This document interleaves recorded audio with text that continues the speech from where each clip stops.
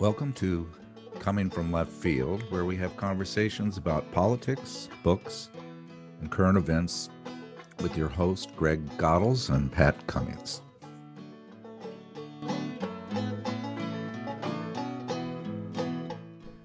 Today we will be discussing the 2020 book by historian Thomas Frank, The People Know. The author provides us an introduction to his book as follows. For my final political book, I decided to come to a reckoning with populism, the idea that has defined my career. Also with anti-populism, by which I mean the people who hate that idea. I start by showing why everything we think we know about populism is wrong. It is not, as certain pundits and political scientists claim, a tradition of ignorance and intolerance. The true story of populism, which I trace through the titanic social struggle of the last century, is a history of enlightenment and liberation. Indeed, it is the story of American democracy itself, of its former promise of a decent life for us all. And now on to the podcast. Hi, Greg. We're back again. Great. Good. And we've got a good book that's a book within a book within a book. It's Thomas Frank's The People Know, and I think most people know Thomas Frank's from his book What's the Matter with Kansas? But he's done a lot of good books. Listen Liberal, which took apart the Democratic Party, Pity the Billionaire. So this one is a book, I guess, in response a little bit to the distortion of populism that we're finding right now, but also the history of populism. So why don't I let's put up an outline and just talk through this outline and then get into the discussion of the book. What do you think about that? Let's try that. Let's give it a go. Okay. Populism comes from the term people. It was coined in 1891. It was made up of a very left-wing progressive farmers group that came together to go after the monopoly capitalists and robber barons of the time. As a third party, they were able to defeat the establishment party in Kansas in 1890. It's quite upsetting at the time. And they grew in leaps and bounds after that. They were popular in many rural farming communities and part of the country. The party merged with the Democrats and William J. Bryant campaign in 1896 and died soon thereafter after his defeat to McKinley. The movement included black farmers in the South, and this horrified the white supremacists, resulting in voter suppression, lynching, paramilitary gang. It also included women in leadership positions. They were all farmers, of course, and helped secure voting rights in many regions of the country 30 years before the passage of the 19th Amendment. Frank also traces the history of working people coming together out of various class interests to reform the economic system, including 1930, a New Deal, the labor movement, 1960s, civil rights movement, and even contemporary with Bernie Sanders' campaign. The book is also a story of the people that hate and despise populism, which often takes a very hysterical form. And finally, Frank also discusses how populism got flipped beginning in the 1950s and how the term is often misused and co-opted and almost not recognizable. The book, Greg? Well, I like the book, Pat. I liked it a lot. I think everybody should read it. I have, of course, some criticisms of it, but it's a part of U.S. history that is not terribly well known, and I think most people in this country would benefit from studying it. And he does a really good job of explaining it to people, and he does it historically. He doesn't try to define it as something fixed in time, but he talks about the history, how it evolved, and to grasp that, you've kind of got to go back to the Homestead Acts, which were an opportunity for people to take land to the west of the Mississippi for free. And there were several Homestead Acts, but the most noted one was Lincoln's 1863, and encouraged people, and including slaves. Slaves were allowed to go and get up to, I think, 160 acres of land. And there was a enormous increase in the US population, much of which went to the West between 1860 and 1900. The country grew from 31 million to 75 million. 2 million farms grew into 6 million farms. But as that happened, as these farms, they were small scale farms, they went into debt. And the debt really became an enormous problem.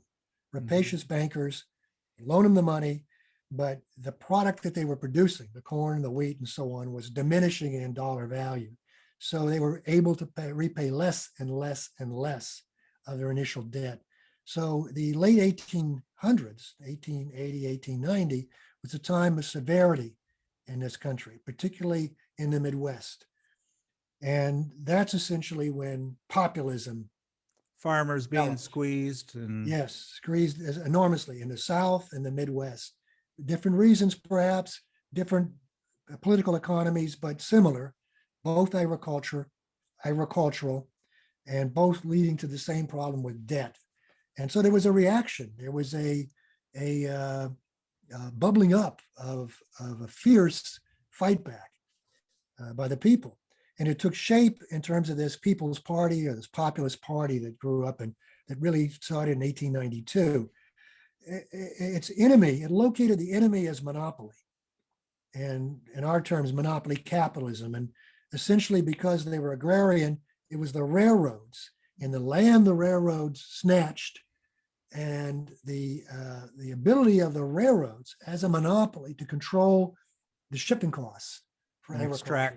Extract rents, and remarkably so, with no repercussion for that. Right. And they could do it as a monopoly, so that there was no competition. So one railroad would not give you a better deal, another a lesser deal.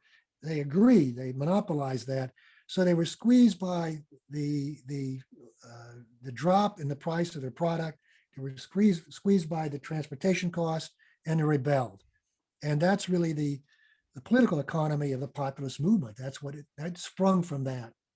Started in Kansas, and they won big, right? Yeah. I mean, it took off. I mean, there were precursors. There were the Grange movement. There were the Farmers Alliance, but they kind of merged into one movement.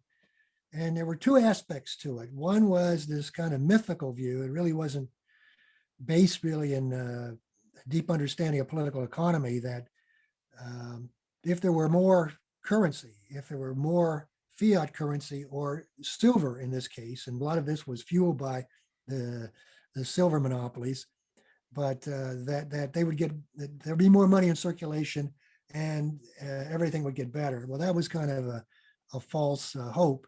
But behind that were a number of great reforms, enormous reforms, single things we would have embraced today, like a single term, direct elections of all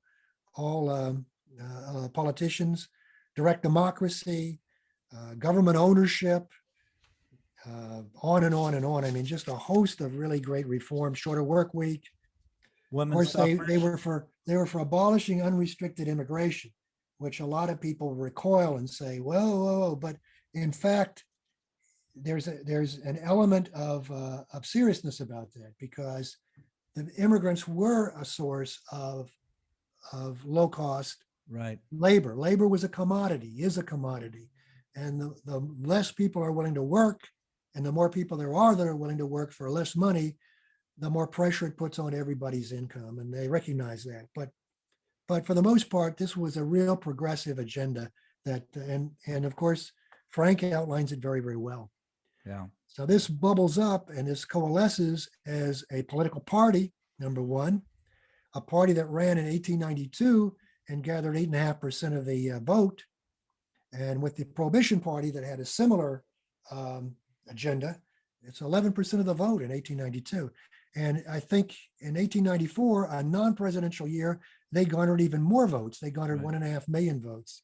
So the party was growing. And then what happened, Pat? What happened? Well, more money. What happened? More money spent in any presidential campaign ever in today's dollars and based on the population. What happened to the People's Party? It got crushed. No, what happened to the fusion movement? They fused with the Democratic Party. Well, and then Well, got that's the essence. they I'm hung holding out your with foot to the fire. they they hung out with a bad crowd, and that's what you expect. And Yeah, they were Democrats. yeah, And they the were. Democrats put William Jennings Bryan forward, not the traditional populist leaders. They ran on the silver thing, which no one really understood. They just had this faith that somehow silver was going to solve all the problems. They ignored most of the rest of the political program, and they got smashed. And Yeah, you're correct. I mean, they spend more money. It's the merging of modern politics. Really, they spent millions of dollars in today's 20, dollars. 20 to 1. 20 to 1. Can you imagine that? 20 to And 1. all the newspapers supported the Republicans. Right. All the newspapers demonized, as you pointed out, as you point out. Yeah, and the interesting part about that time is the way in which they were beat with their political campaigns is the exact same script that we're using today to beat Bernie Sanders. You know, you're un-American, you're destroying our values, you're giving money to people that are doing nothing, that are just taking, this is the exact same propaganda, how they defeated them. Yeah, and that was the end really of the Populist Party as a national political party, and just receded and dropped off. And really, I got to say it, I think it was a mistake on their part to do that. In the South, they lost the South because the Southerners, the more progressive party in the South would have been the Republicans. And so the Southern populists had to side with Republicans. So you really split the South and the Midwest around this election and this fusion notion. This concept of fusion was a disaster for them. Yeah. And I think, Frank could have spent more time talking about that. And if he had, he probably would not have concluded, as he does in this book, that we should invest in the Democratic Party for our next populist movement. I think that's probably not going to happen. I can't believe that will happen. Was interested in the book of partially where all of was the politics of trying to defeat the populist movement, and how much money McKinley spent to defeat William Bryant. And they said it was more money than was ever spent in any campaign ever, when you take into account the population of the country, the inflation and so forth, 20 to 1. And the political political propaganda or advertisement, I guess there's no difference between the two. The themes that are apparent in defeating populism are the exact same themes that are apparent in defeating Bernie and defeating some of the new populist movements. Yeah, that's a keen observation, and it really is the beginning. Mark Hanna's campaign is the beginning of modern politics in a real sense, and I think it's worth noting the fact that this emerging monopoly capitalism carried a political dimension with it as well. So in the new era, in the 20th century, a century dominated by monopoly capitalism in America, the political system was changing as well. And it was being dominated more and more by money, which you pointed out. The demagogues were out. The stealing of progressive issues.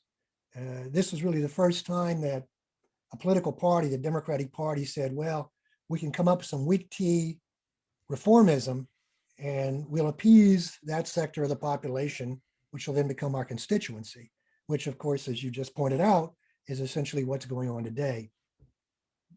Yeah. Let's take a look at a few of those cartoons. The first is a fellow that looks like he's dressed like a French anarchist. His red stocking cap says anarchy, his flame says ruin, and he is trying to drive out the very respectable bankers and capitalists and honorable, respectable citizens of the time. And behind him are the tattered populists that are supporting him. Here is one called Well Protected, and it's William McKinley, the Republican candidate for president at the time, as a very prosperous gentleman who's escorting Miss Gold Standard through the slums of popocracy. And the policemen behind her, very respectable also, are on hand to protect the orthodoxy from the lower class political crooks, which are, of course, the populist in the background. I love this cartoon. It's called The Assassin. And we have a populist who is dressed like a kind of a bum, if you will. I think this is supposed to be a derogatory, xenophobic representation of an Italian of the time, holding a sign that says "Down with the courts." He has a dagger. He just killed Lady Liberty, and she is sprawled dead on the sidewalk. On her belt, it says U.S. credit. So this is an example of the McKinley campaign trying to paint the populist as ruining our U.S. Treasury and everything that we hold dear. And here is one called The Temptation. And we are depicting Bryant here as Satan, horns and all red, as you would think, trying to tempt the Christ-like farmer with a world made of silver. The point here isn't so much that free silver is a fraud, but that it's evil and a departure from the ways of God and all human civilization. So there, a few cartoons of the day. Political propaganda, not much different than we see in our present campaigns. So anyway, that's an example of some of these. They deemed them socialist. They suggested that somehow they were, illiterate. That they didn't have the intelligence to govern, which is part of that. And that was part of the campaign used to destroy populism. I guess that we still do that now, right? Yeah. But I think we'd be remiss if we didn't talk about other things that they were for besides silver, because it's quite an oppressive, progressive agenda that could stand up today. They were for government ownership of the railroad system. And that's a response to the monopolization of the railroads, Right. and the state subsidization of the railroads. I mean, you really are seeing the beginnings of state monopoly capitalism, where the state is actually working on behalf of monopoly capitalism. They were for government ownership of telegraph and telephone systems. They carried over from, they were a mix of looking forward and looking back. They carried over from Jeffersonian ideology, small private ownership. They thought the ideal was to have small plots, small ownership, and that would keep inequality down. They believed in a free secret ballot, women's suffrage, also single term, which is a progressive position. They believed in direct election of senators back when they weren't elected directly, direct election of the president, which would have gotten rid of back then the Electoral College, which liberals today hate so much, and so on. They believed in direct democracy. And you'll find this, interestingly enough, in the Paris Commune of 1871. This was one of the demands of the communards, and one of the demands that Karl Marx thought was critical for a real democracy, and that is popular initiatives, so that you could introduce, get petitions and introduce legislative questions, force them onto the issue, and referendum, which of course we have some of today, but not much. I think in California, the referendum is still a used tool.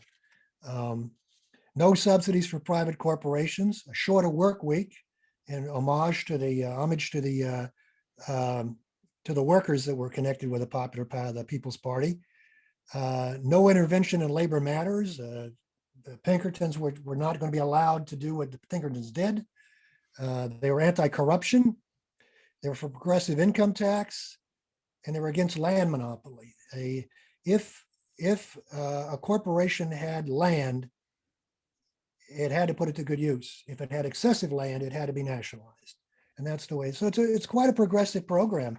One well, that I think you glossed over one thing, which is the women's right to vote. The Populist Party secured the right to vote for women in several states and areas, 30 years before it Mhm. became a national initiative. Of course, there's a And glaring omission here, and that is they didn't take a strong position nationally on the question of race and the question of racism and segregation in the South, as kind of catering to their Southern populists.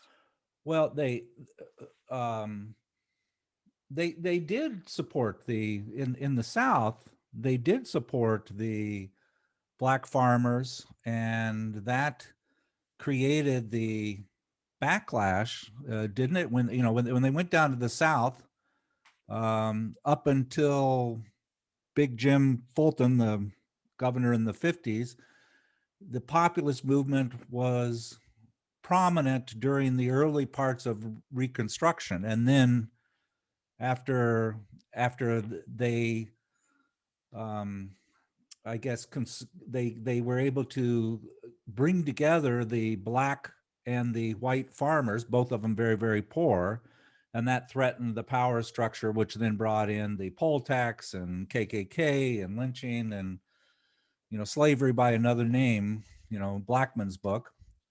But they did have some sensibilities, didn't they, to the Yeah, relationship with yeah, but it was not so much a national program as it was in different states and in different counties and different right. locales and different cities, but they didn't take a strong universal position on it, which is a weakness. And we have to say that, even though, I think Frank's great contribution is to make this known to people. I don't Right. think people know this history. They don't know that people rose up in the Midwest, that people were fighting back, that they were oppressed, they were exploited, and they took action. Unlike today, where people Right. tend to blame themselves. But here, you had a very lively reaction to it. I think one of the things that Frank does do that perhaps is questionable, and that is he underplays other movements, because populism was a great movement of its kind, but there was also a movement before the war, the Socialist Party developments with Debs, and in fact, the progressive movement in 1924 around La Follette was even bigger. They garnered 16.6% of the vote at that time nationally, and they had a program, a plank that was as good or even better than this one. So this country has always had these kind of risings, these kind of people's movements that sometimes arise spontaneously and get shaped into something. But then you've got to ask the question, why didn't they win? Why didn't they go further? And the lessons are there. The lessons for today are there. One lesson being the Democratic Party is not going to be the carrier for these messages. You can see that clearly with the Populist Party. When this program was taken into the Democratic Party, all of this was weakened. All of this was turned back, essentially. Some straw positions were put up in their stead. But the silver issue and William Jennings Bryan was put in the forefront. So it's kind of a sham progressivism, a Well, sham populism. that's the book, Does that though. sound familiar, though, Pat? Does that Well, sound but that's familiar? the book is populism in a way, the history, but then it's the people's no. It's the movement against populism. All the times that the powerful Yes. have come together to defeat, to demonize, to stop these movements. And then I guess the third, I guess if you're looking at three books, so you got populism, the rise against populism. Then the third thing is how it is in today's term being distorted. The term populism now doesn't mean what it used to mean. Bannon calls himself a populist. He's and Trump calls himself a populist. So there's sort of the distortion of what truly populism is. Well, it's up for grabs. I mean, that's the point, and I think that's its great weakness, is that it is up for grabs because it's really easy for a demagogue to jump on it and run with it, and that's happened in the past. He mentions it. He's honest enough about it. He kind of gets the 20th century wrong. He gets the 19th century right, but the 20th century wrong. but he does bring up the Father Coughlin's, the KKK, the Liberty League, all of these forces that arose during the New Deal, for example, to squash it, to kill it, to kill progressivism going forward. We'll And talk he brings about, it up. He's very honest about it. But then you got to ask the question. I mean, it's to be honest, you have to say, why is it happens over and over and over again? What are the lessons? What can we learn? What can we translate into today? right. So go to the 30s. Roosevelt did not call himself a populist, but he was in everything that he did in his policies and so forth. And the going to the people know part of the book, I was surprised at the absolute opposition to Roosevelt. Everybody, the academians, the all of the think tanks, the politicians, every single newspaper in the country were trying to stop his programs from coming to, coming to pass. And yet he had the support of the people. He spoke to the people. He spoke to them with his fireside chats, was Well, concerned about I labor, would, was concerned I about the would add, farmers. sure, but I would add that the people pushed him in this direction. It was the existence of popular movements beyond the Democratic Party. For example, the CIO. I mean, you cannot underestimate the importance of the CIO coming into existence in the 30s. When John L. Lewis sat down, gathered up a bunch of organizers, mainly communists, most of them were communists, and said, look, I'm an anti-communist, but you guys are the best organizers. We're going to go and we're going to organize industrial workers, not craftsmen, not the plumbers, that the AFLs had forever. They can protect their small little guilds and so on, but the industrial workers, the massive workers in this country, and do that. And it was that pressure that forced them to pass labor legislation. Right. It was the left in this country, the organized left, that forced him to adopt a Social Security legislation. Without that, it wouldn't have happened. The picture of Roosevelt as inventing all this is just false. It's just not the true picture. It's a nice study. It's a nice thing to tell Democrats, fellow Democrats, if you're a Democrat, but it's not the truth. The truth was he was pressed on all these. He was pushed there by the Yes. various. My grandfather was a dirt farmer in Oklahoma, and he loved Roosevelt. Because WPA, helping the farmers during the Dust Bowl. He felt that somebody in Washington cared about him, and so let's go up to the 60s. This is something I didn't quite know, which is how much Martin Luther King was familiar with the history of the Populist Party back in 1890 and the people and the People's Movement, and how much his civil rights movement drew on that knowledge and that history to gain strength with the civil rights movement. It wasn't just voting; it was organizing labor. It was being against. Well, that's a very, very, let's say, distorted picture of that. King's background really was not that at all. It was, and the people that he cites as central to the civil rights movement, Bayard Rustin, A. Philip Randolph, and of course Walter Reuther, are your classic social democrats that, in hindsight, with McCarthyism and the Cold War behind us, they're cited. But they weren't the influences on King. King came up, he was red baited all his life. I mean, Right. Know that.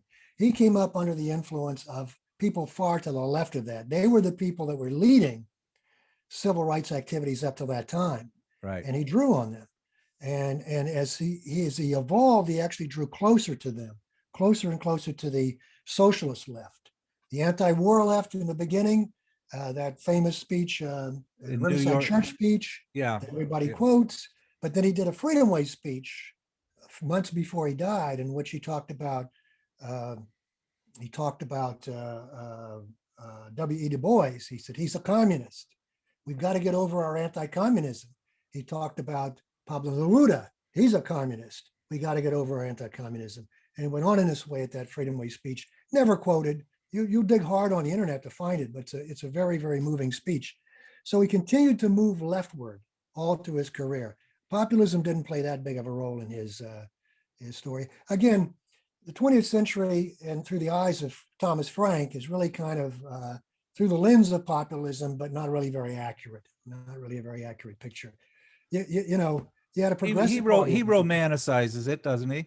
Yeah, but nonetheless, I recommend this book, and I think we do well to have a populist party. You know, there is a formation.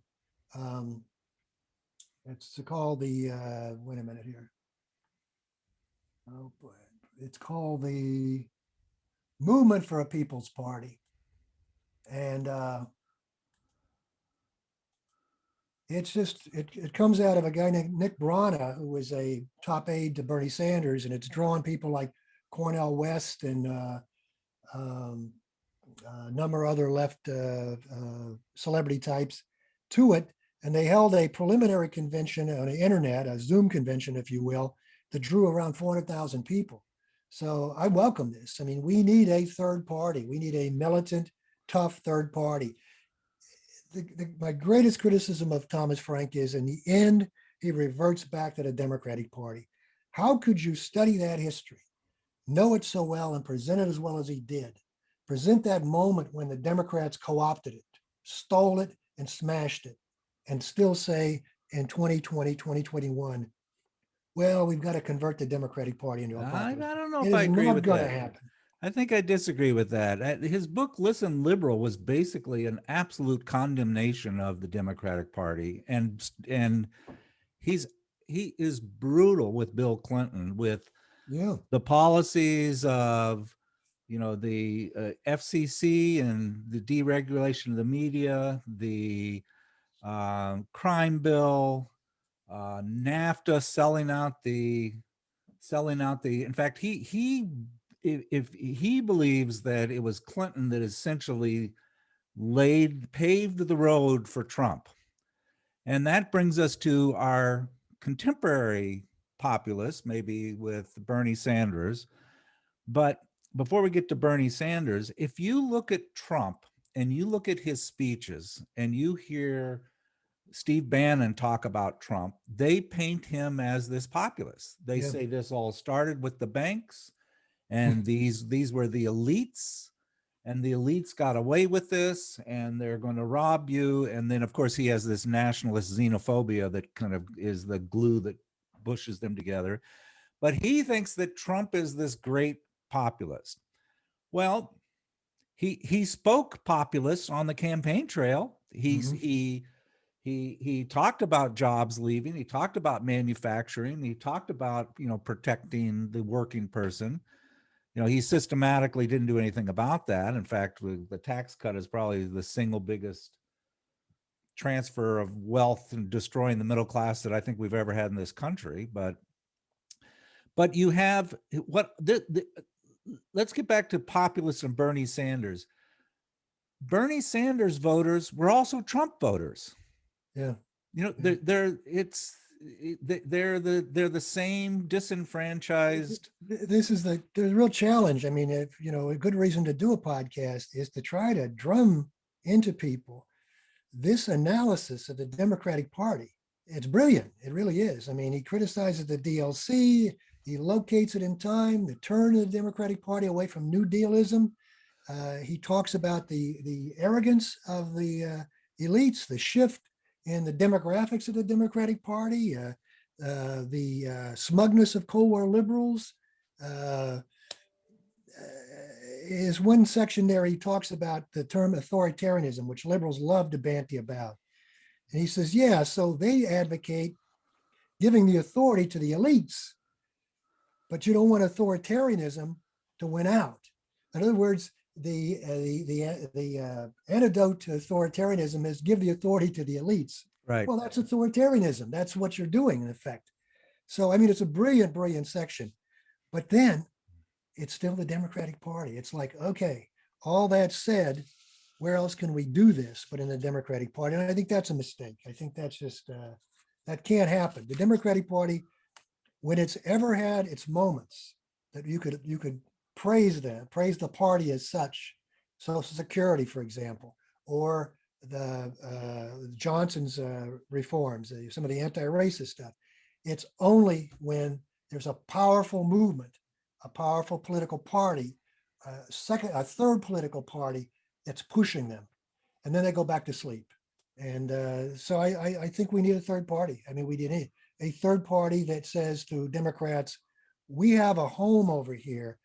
Should you stab us in the back as you always do? Should you tell us that, well, those demands are not realistic, as Biden's already beginning to do with the $15 an hour and some of the other things, the forgiveness of student loans. He's just yesterday, he said, well, I'm not really ready to do this forgiveness of student loans, $50,000 or more. Or Well, under. I'm not really ready to do the minimum wage. We'll end up graduating it up in increments rather than just the $15 an hour. I'm not ready to do the $2,000 stimulus plan for the COVID relief, and then it goes down to 1,400. Now it's, well, maybe we should means to. Yeah, he's his own worst enemy with that. And Well, is he his own worst enemy, or is that the game plan? Is that the traditional historic Democratic Party game plan? well, that's the contemporary Democratic Party game plan from Clinton on. They have systematically walked away from labor and walked away from the many of the working class platforms that are necessary for them to survive. They've done a horrible job with that. Well, today, the Democrats can essentially take labor and, unfortunately, African Americans for granted, because African American leadership, for the most part, is deeply embedded in the Democratic Party, and African American voters see nowhere else to go. And the same is true of trade unionists. But they found a place to go. They went to Trump, a lot of them, not all of Right. them. It's a mistake to paint the whole labor movement, white working class, as being Trumpites. They're not. But many of them voted for Obama for change, didn't get it, and turned around and voted for Trump for change and didn't get it. So where do they go now? And would have voted for Bernie. Yeah, and would have voted for Bernie. Exactly. Right. In the Right. primaries, they voted for Bernie against Hillary and against Joe. So in Kentucky, for example, it's one of those states they hold up as a flyover state. Well, they're all bumpkins, Appalachia, yada, yada, yada, like that book that we've talked about before. And in reality, those many counties in Kentucky went for Bernie in the primary, went big for Bernie. Right. And so you got to give people an option. If you give them Pepsi and Coke, they're going to have to drink Pepsi or Coke or go break the bottles. Right. Right. Yeah. And you sent me an article that was talking about Reverend Will Campbell and how he was a Southern Baptist preacher who had this one part of the article said he, was talking about the Ku Klux Klan. He says, I don't hate the Ku Klux Klan. I hate why they are there, but they're there for a reason. They're there because they were pushed there with poverty. They were pushed there with capitalism, destroying their jobs, destroying their family. And so that's, I think, part of the problem with the Democratic Party. They say, the deplorable quote from Hillary is a perfect example of blaming the victim.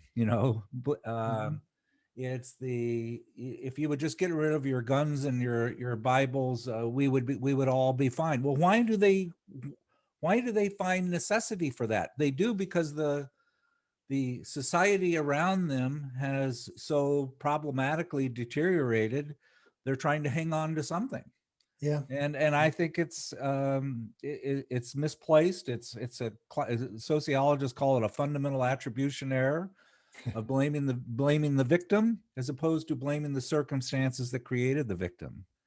And I think that's what's happening with the Democratic Party in a nutshell. But let me ask you again, do you think that an agenda, populist agenda, if we would agree, I mean, if we agreed on an agenda, we kind of know what the shape of it would be, $15 an hour minimum wage or more, and so on and so on. It's out there. It's you can find these issues and these programs, but do you think they can be pushed into the Democratic Party? Do you think that we have 72% of the people in a Fox poll, election exit polls that Fox News did, that say they're for single payer, they're for Medicare for all, and yet we can make no motion on it. And Biden says, "Well, I'm not going to do this."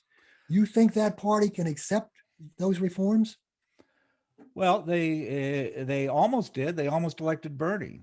I mean, they come to the edge, and then they get defeated by, and that's again part of the book. The people know. What is the no? That's part of where you define these populist movements as hysterical. You define them as socialist or communist. You define them as destroying the American way by supporting people sitting on the stoop having their malt liquor and doing nothing, and your tax dollars are supporting them. Those scripts, which are the exact same scripts that were used back in 1890, the exact same thing, destroying our way of life, cartoons of people stepping on the Bible, you're destroying our, the foundation of our country, God given rights, and so forth. So the people are supporting these issues as they did in the past. We know the enemies of the people, the media, which is a monopoly capitalist media for the most part, except for us, of course, and the wealthy in the country are the enemy of the people. We expect them to say no to the people. But do you expect the Democratic Party to say no? Well, I'm not a big fan of the Democratic Party, but what is stopping those agendas from happening? Is it the Democratic Party, or is it the powerful group of people who are controlling our democracy, whether they be Democrats, Republicans, or whatever? And then you take into account the other issue, which is you don't really get good information through the media. So you don't get, your democracy has to run on some sense of truth, and that's lost.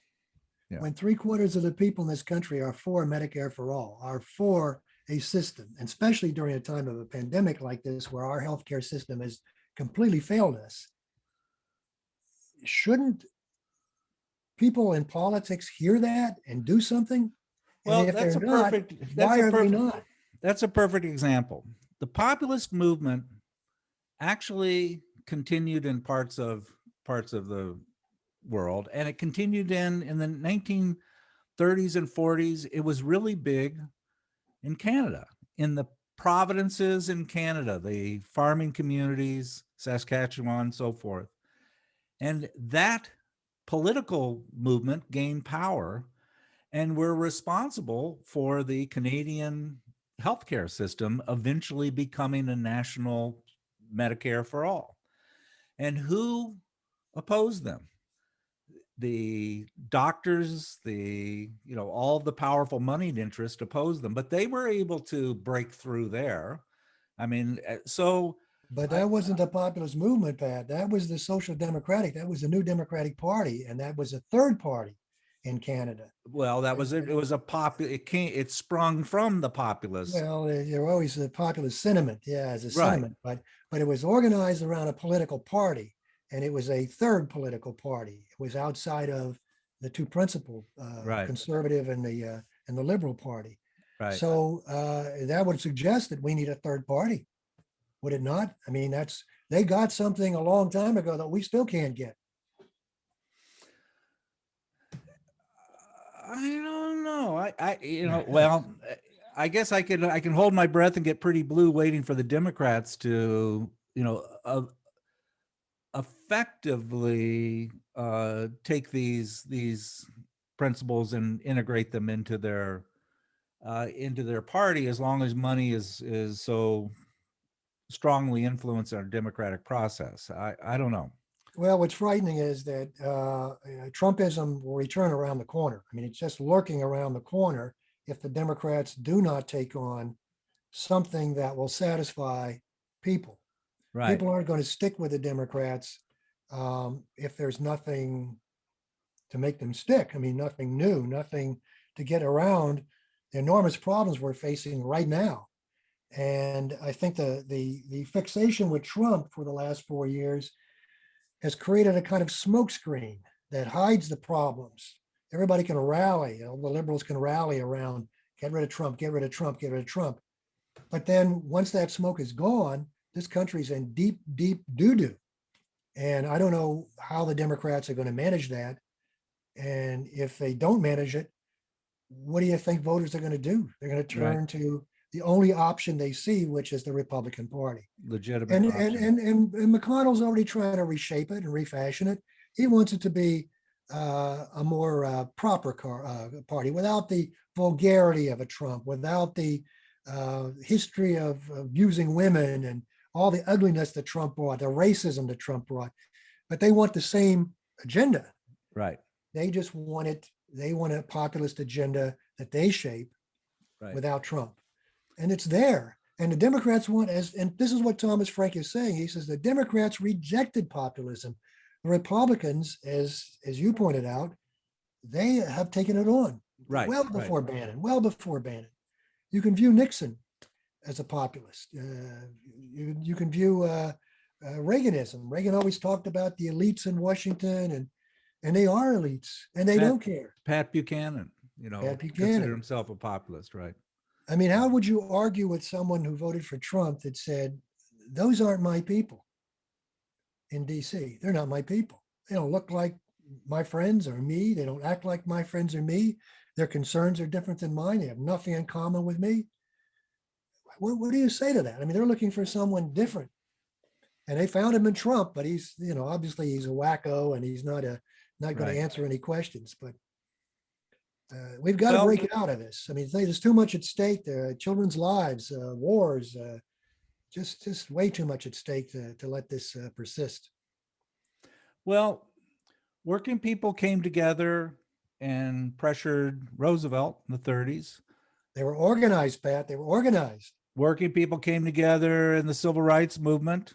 And they were organized. Right. But that wasn't a third party. That came through Democrats, didn't it? What came through Democrats? Well, I mean, you're saying you have to have a third party. Those good parts of American history where, the power of the working people's demands were actually legislated properly, didn't have a third party, did they? Oh, there was Wallace was a third party. Wallace was the third party in that same period. I mean, there was a realignment in U.S. politics in that period. Right. When Johnson decided to change civil rights legislation and change and end segregation, essentially, and all the credit to him for doing that. I mean, being a force, the forces did it, but his accepting that in the Democratic Party is very important. Give him credit for that. He also talked about Medicare, Medicaid. We have that because of him. So yeah, this was something he decided to allow to happen because of the pressures. But he had to have it. I mean, the Democratic Party was losing.